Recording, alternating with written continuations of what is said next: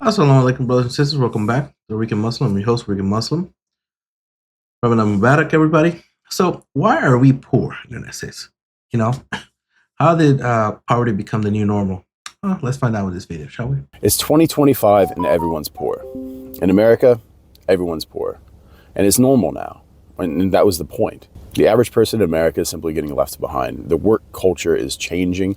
It's been bad for a long time, but it's just getting worse. There's no real incentive anymore. There's just expectation. And the expectation is that you need to work between 60 and 80 hours a week. Essentially, it's normal now to work 2 full-time jobs. To work 80 hours a week 10, 20 years ago would have been lunacy. You'd be called a workaholic. It was a negative thing. Now it's normal, it's expected. In fact, if you work less than 80 hours a week, there's probably something wrong with you. You're just not being productive. Not even that with this new hustle culture. Not hustling enough. Gotta wake up 3 o'clock in the morning, all that nonsense. You just gotta give your all completely and utterly, put your family aside, put your faith aside on it. It's all about the money, right? It's all about the hustle. What point in the work culture has this become normal? This has become normal because being poor has become normal. There are more Americans now living in poverty. There's more child poverty now than there's probably been since the Great Depression. It's a normal thing in America now. America is falling behind and its people have been left behind. In the managerial class, the bureaucratic class, they're just completely out of touch with Americans. I recently read an article on USA Today and they're saying it's starting to look bad for poor Americans. But the fact is, who are the poor Americans? Because it's a majority now. The middle class has been erased. All you have now is upper middle class, upper middle class, and upper class, and the poors, the thrifts, people like us. And though we can look at inflation rates, we can look at wages have gone up slightly, but we are still feeling the great impacts of what we've seen happen over the past 4 and 5 years. With the rapid, obscene printing of money, we've seen the devaluation of the US dollar to the point where America has essentially lost its position as global economic hegemon. The BRICS countries are coming up. They are the rising power. What's America going to do?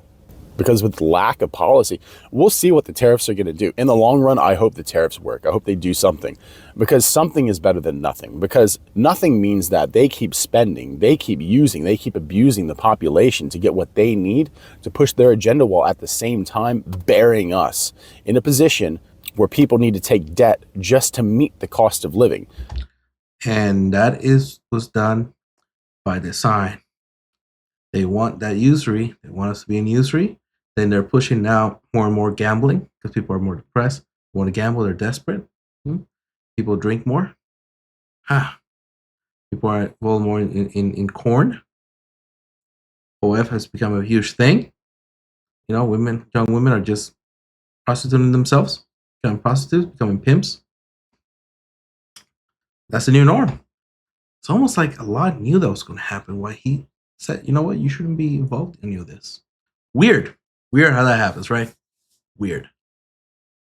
Because the average household income now, even in places like Kentucky, average household income doesn't meet the cost of living. So for all those people out there that say the solution is to move to the rural areas, that may be the case. You may be able to find a cheaper home, but the fact is there's not going to be any jobs there. I spent 8 or 9 years in West Virginia. I love West Virginia. It's a beautiful place. Reality is poverty there is crippling. Yes, you can buy a home for cheap, but guess what? Good luck finding a job where you can meet those mortgage payments on the wages that you'll be receiving, because not everybody wants to be a coal miner. And you're like, well, you just have to do what you have to do. You're lazy. If you think it's normal that you need to work in a coal mine to make ends meet, you have gone back 100, 200 years in thinking. We're supposed to be moving past that. Our society, our civilization with technology, we are supposed to be moving in a direction that makes life easier. When we talk about AI, when we talk about the automation of the service industry, the great fear is that people are going to be left out to the side. People are going to be left out on their own, unable to find jobs. The hope and dream of a universal basic income for many people in lieu of the positions that have been taken over by AI is it's a pipe dream. America's not going to give that kind of stuff out for free. They'll never do that. They rather literally see you starve to death. And they do, they will. And they'll televise it. And they'll tell you it's your fault. I love Western values and Christian values, whatever the heck they are. I don't. Some values. And you may say, well, during 2019, 2020, we saw stimulus checks. Why not have something like that? Haven't we seen the consequence of the stimulus checks, the consequence of the government printing money to try to hold up the economy, to hold up people's lives? The sad reality is that the government will never be able to pay for everyone to live. And there doesn't seem to be a way out for most people now. Someone in the comments said that America is the best place to go and make money, but it's the worst place to be left behind. And I can see that. And while you may say, oh, you're poor in a golden cage, the golden cage isn't what you think it is. America has become a serfdom. If you don't pay your bills, if you don't pay your mortgage, if you don't pay your taxes, you're going to go to prison or you're going to be homeless. That's the way that it is. And the fact is, the cost of living has gone up to the point where people aren't being able to make that ends meet without 60 or 80 hours being worked a week. You can say, well, unemployment's the lowest it's ever been. Yes, because that's because everyone's being pressed. That's because the labor market is being squeezed for everything that it's worth. People can't work more than 60, 80 hours a week. And not even that, most of those jobs they're created are just really low paying jobs. You have to get two of those to survive. So yeah, unemployment might be low because people got to work like two jobs. You know, it's ridiculous. It really is. Cost of food is just something else. Rent. Not even talking about energy. And what happens when the cost of living goes up so much that 60 to 80 hours a week won't cut it? What are people going to do then? If you think that America is an unsafe place now, I fear for what it becomes when the cost of living passes the threshold of individual ability to earn income, because we're almost there. And I feel like this isn't a fear-mongering thing. This isn't doom posting. This is just reality. And we need to understand that the normalization of poverty, the normalization of being poor, the normalization of working 60 to 80 hours a week should be a massive red flag. And the attention to that red flag shouldn't only be paid by those who are being affected by it, because soon we all will. If the middle class has been erased, then you have a large segment of the population, the vast majority of the population that exists within the working class now. And if the working class is being driven into ruin, this is going to spell horrible effects for everyone in America. Because you can't just import people left and right. That's not going to be the solution. You can't just call people lazy. That's not going to be the solution. You can't normalize desperation, not in this country. Because you may have a comparison, say, still to be poor in America is much better than being poor in so-and-so country. But individual expectation, what we expect our lives to be in the contract that we've agreed upon with our corporations, with our government, a failure to meet that also comes with consequences. I think for a long time, Americans have kind of sat by and watched their country go to ruin. We've sat by and watched our money get devalued into nothing. And as long as we've had some semblance of comfort to tell us that, hey, we're okay, and no one has actually stood up, no one has actually said anything, but that's coming to an end now. Look at the faces of the people around you. Look at the faces of people who are going to work in the morning in America. A 12-hour shift, a 13-hour shift a day is not normal. To wake up, to shower, to go to work, to come home, maybe have some dinner, and then to go to bed, this is not normal and it's not sustainable in America. It is wrong. This is wrong. That's not what this country is meant to be. It's not what this country is supposed to be. That is not what millions, is not what hundreds of millions, billions of people over the generations have sacrificed for us to become. Because the reality of this moment now, America has become nothing more than a farm for the wealthiest people, the managerial class, and corporations to abuse and squeeze the wealth from. But that is what they actually planned. That's what they wanted. This didn't happen overnight. That's what they wanted. They're putting things in place. It was the design. That's what they wanted. The greedy at top, that's what they want. They worship money. What do you expect? Because it's not coming back to America. There's no inheritance now. Our children, if we have children, what do they get? The future of America is bleak. Ask anyone. There's no one here that says the next 10, the next 20 years, America is going to be in a better place. Because we've not seen any change that would say that. There is something dark on the horizon in America that I think everyone kind of senses, but we don't know what it is. Some people think that's going to be World War III. Some people think it's going to be economic crash. Some people say it's going to be an internal war. And honestly, I can't say. I lean more in the direction because all three are completely plausible at this point. But what I can say that America will probably do what it does best. When it looks like the economy is going bad, we start a conflict with someone else. I mean, that's how we drive our economy now. Military-industrial complex goes into work. Sentiments of patriotism start flying around. People start joining the military to fight for a cause that is obviously going to be a lie. There's no great evil for America to fight right now. There's no 1930s Germany for America to fight right now. The enemies of the American people are within America. And at some point, the ability for Americans to work so much just to survive in America, eventually that's going to be gone.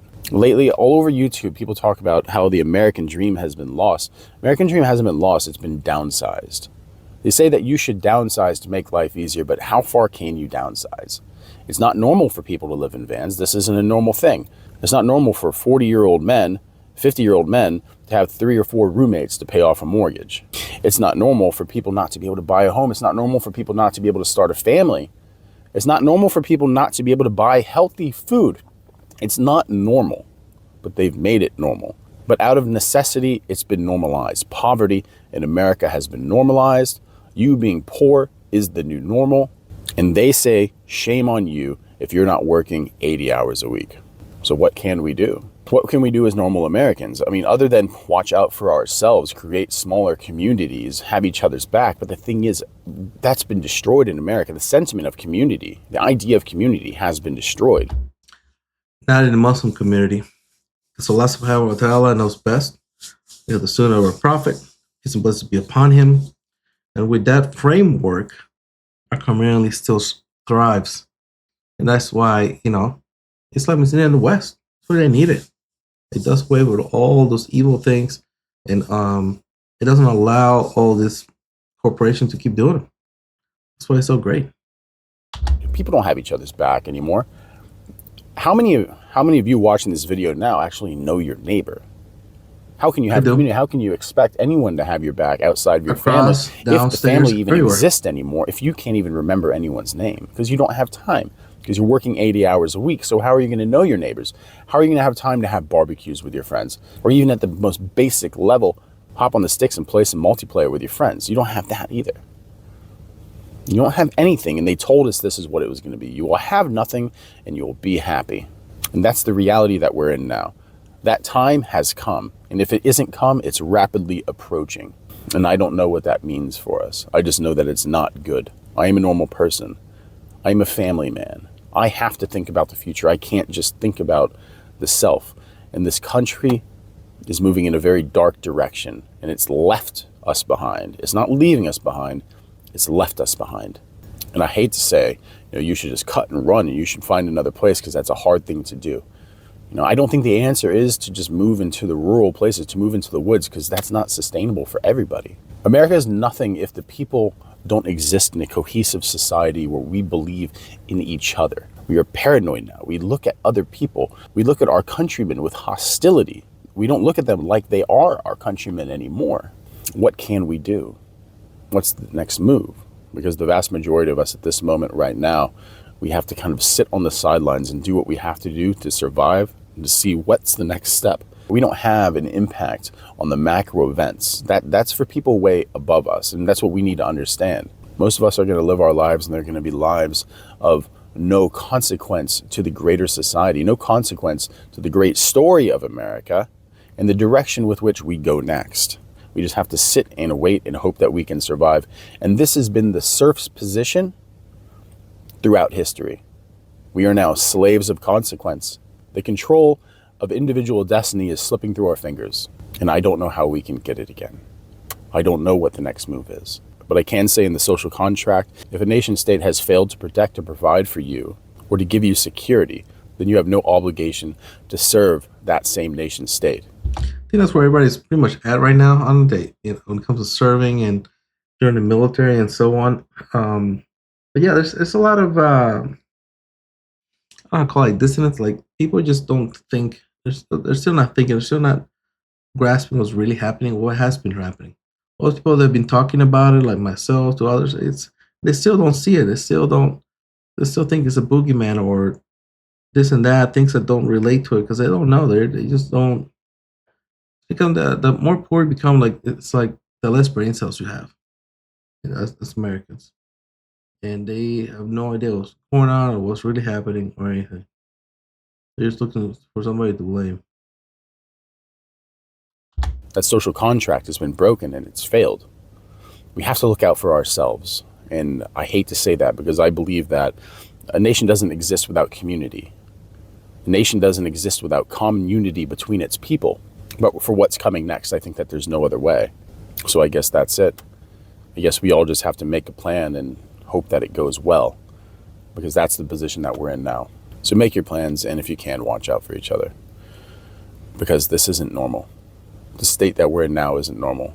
And we should still hope for change, even if that change seems unlikely to come. But don't mean to be dark today. It's just kind of how I woke up feeling. But thanks for... He had a lot of good points when it comes to what he about this topic. It is engineered. Just saw my cat over there being a pain in the butt. But it was engineered. It was for a purpose. They worship Shaitan. That's what they want. They want us to keep slaves, just like they did to Africa. So they're still doing it. It's a plan. It is a plan for those oligarchs out there. They want it all kind of enslaved, kind of all just pacified, doing nothing more than just feeding into them what they want. You know, whether it's productivity, more money, and so on. So yeah, but that's why alhamdulillah for Islam, for Allah for giving us Islam, a way out of all this. Alhamdulillah. Let me know what you guys think. Subscribe, like, comment, share.